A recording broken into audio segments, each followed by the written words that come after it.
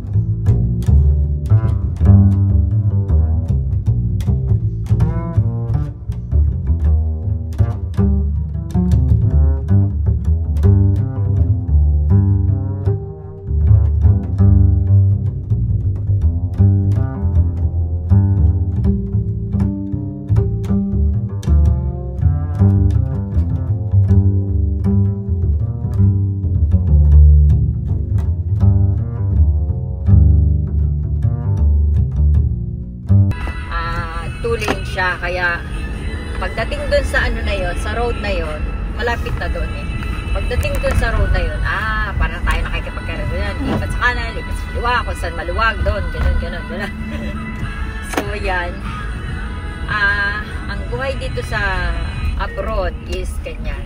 Para mo hinahabol ba yung oras mo, hinahabol mo yung oras, tapos mahalaga bawat oras.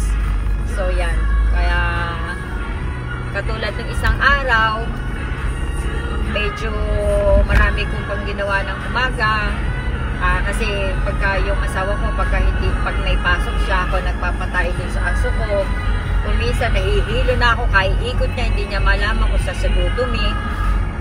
So yung ganon, kasi yun, medyo nalilate ako pagka ganun marami. Pag umaga siya, handa ko pa siya pagkain, papakainin ko yung aso ko, si Michang.